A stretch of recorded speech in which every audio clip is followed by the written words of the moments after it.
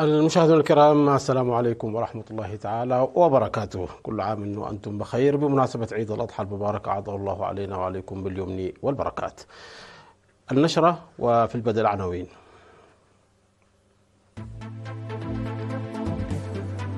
البلاد تحتفل بعيد الأضحى المبارك.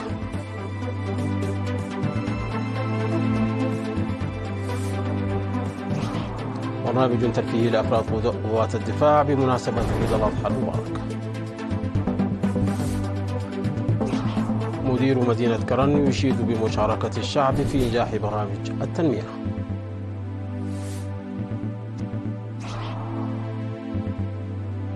الولايات المتحدة تستخدم الفيتو ضد وقف إطلاق النار في غزة.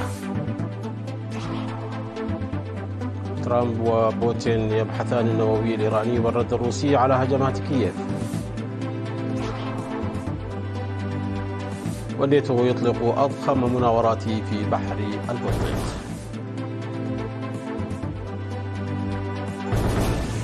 أهلا بكم مشاهدينا. تم الاحتفال بعيد الأضحى المبارك لعام 1446 هجرية في كافة ربوع البلاد اليوم الجمعة الموافق 6 من يونيو 2025. وحضر كبار المسؤولين الحكوميين والجبهة والسفراء المعتمدين في إريتريا ودبلوماسيين آخرين، بالإضافة إلى عشرات الآلاف من المواطنين صلاة العيد التي أمها مفتي إريتريا مولانا الشيخ سالم إبراهيم المختار في ساحة الفاتح من سبتمبر بأسمرة. وفي خطبته التي تناول فيها معاني الحج وعيد الأضحى قال الشيخ سالم إن عيد الأضحى عيد عظيم تتجلى فيه قيم التعاون والسلام والمحبة والعمل الصالح والإنسانية، حيث نبقى على تواصل مع عائلاتنا وأصدقائنا ونساعد المحتاجين. وأضاف الشيخ سالم أن السلام والأمن اللذان نعيشهما ونحتفل بهما كدولة وشعب هما ثمرة تضحيات غالية، ومن يذوق حلاوة السلام يعرف مرارة الحرب والصراع، معربا عن أطيب تمنياته للشعب الإريتري في الداخل والخارج بشكل عام ولقوات الدفاع الإريترية الباسلة. واختتمت المناسبة بتبادل التهاني والتبريكات بمناسبة العيد. تم تنظيم برنامج ترفيهي بمناسبة عيد الأضحى المبارك بالتعاون بين إدارة الإقليم الأوسط ومفوضية الثقافة والرياضة ووزارة الإعلام. وفي الكلمة التي ألقتها في الحفل الذي حضره مسؤولون من بينهم حاكم الإقليم الأوسط السيد فستايا هايليه بالإضافة إلى قادة دينيين وممثلين عن الشعب، قالت مديرية أبا شاول السيدة سارة تسفا ميكيل إنه لمن الشرف الاحتفال بعيد الأضحى المبارك مع أفراد قوات الدفاع الذين عملوا ليل نهار لضمان السلام والأمن خلال أيام الاستغلال، معربة عن سعادتها بالاحتفال بهذا اليوم مع هؤلاء الأبطال. وأضافت أن أعيادنا الوطنية والدينية لا يحتفل بها لمجرد الاحتفال، بل يبرز البرنامج أيضا وحدتنا والانسجام بين الشعب والجيش. وشكرت جميع من ساهم في تنظيم هذا الحفل متمنية عيدا سعيدا لكل الشعب الإريتري. وقد تميز الحفل الذي بث عبر الفضائية الإريترية بعروض قدمتها فرقة كواخب تريم الثقافية وفنانون آخرون. عقد قائد شرطة إقليم عنسبة العقيد لفسو تسفا ميكيل في 4 من يونيو الجاري ندوة لطلاب كلية الزراعة بحمل ماله حول القانون ومنع الجريمة. وقال أنه عندما تنتهك القوانين تتزايد الجرائم وتعرض حياة البشر للخطر، ويتبع ذلك دمار اقتصادي وتتأخر التنمية بسبب الإرهاب بين الناس. وأضاف أنه على مستوى إقليم عنسبة ارتفعت الجريمة بنسبة 24.4%، بينما انخفضت المخالفات بنسبة 5.8% في عام 2024 مقارنة بالعام الذي سبقه، وارتفعت مخالفات المرور بنسبة 4.2%، وانخفضت حوادث المركبات بنسبة 9.7%. وتعد السرعة الزائدة وعدم الالتزام بالمسار الصحيح وعدم امتلاك رخصة قيادة وعدم الحفاظ على المسافة الآمنة والقيادة المتهورة والإهمال وعدم الحفاظ على سلامة المركبة وعدم حمل الأشخاص والممتلكات بشكل صحيح وعدم إعطاء الأولوية للمشاة من الأسباب الرئيسية لحوادث المرور. وأضاف العقيد لبسوه بأن تسليم الأموال والممتلكات المفقودة لمراكز الشرطة أصبحت ثقافة وأمرا متأصلا في نفوس المواطنين، وأنه تم استرداد ممتلكات بقيمة تزيد عن 449 ألف نقفة وتسليمها لمراكز الشرطة في إقليم عنسبة العام الماضي. وقال عميد الكلية البروفيسور ولد أملاخ رايا من جانبه أن مثل هذه الندوات التي تساعد طلاب الكليات على رفع معرفتهم ووعيهم بالقانون والجريمة مهمة ويجب تواصلها، حثا الطلاب على الاستفادة منها وتقدم شرطة إقليم عنسب الخدمات الشرطية عبر 7 مراكز و6 نقاط منتشرة في أرجاء الإقليم.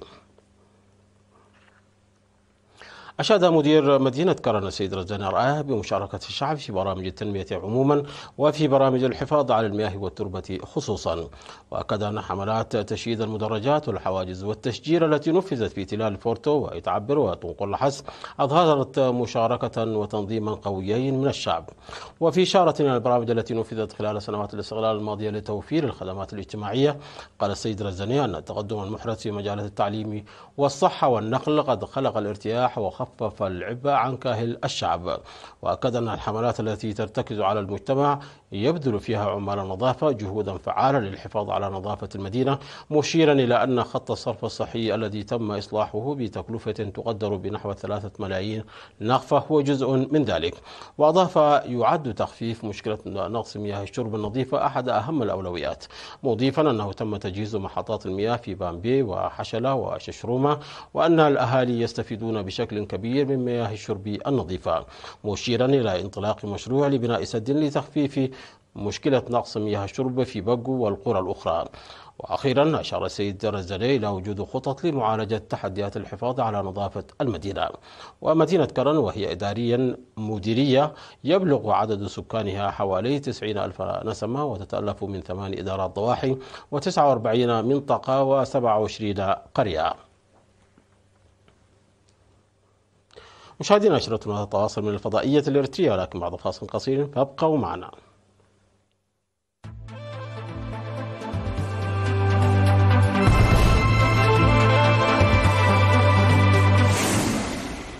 أهلا بكم مجددا.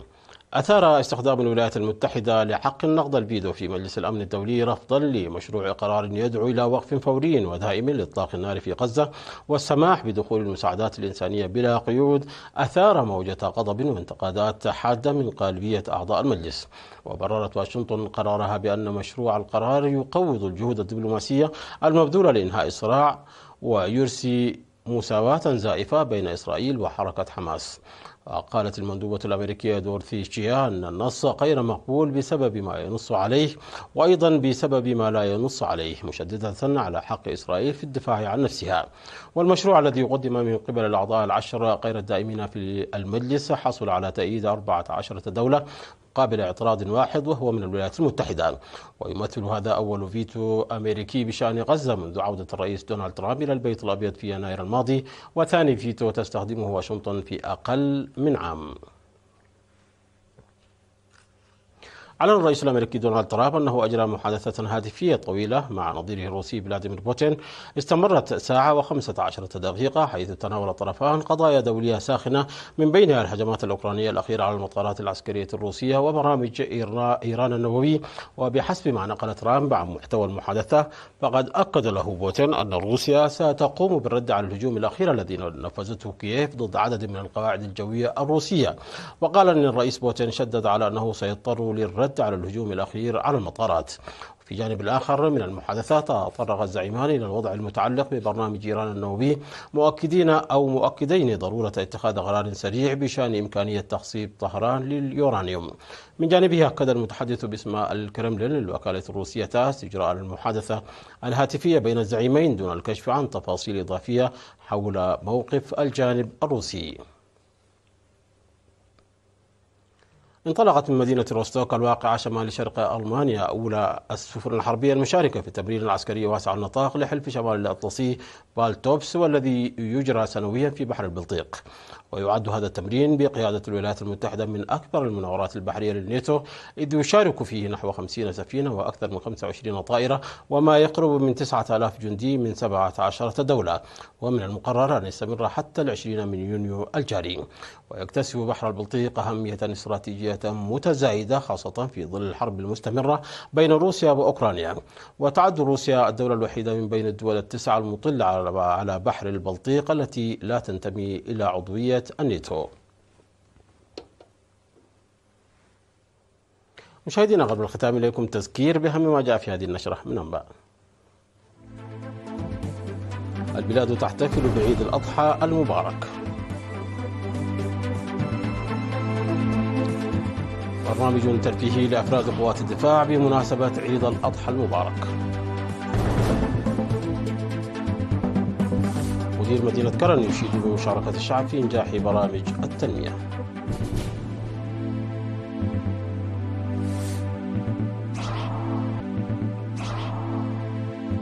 الولايات المتحدة تستخدم الفيتو ضد وقف إطلاق النار في غزة.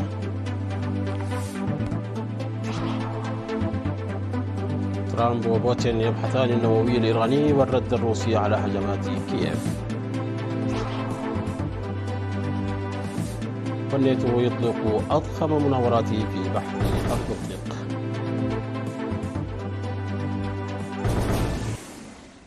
مشاهدينا انتهت النشرة، شكرا على حسن المتابعة، تحية لكم أينما كنتم وكل عام وأنتم بخير.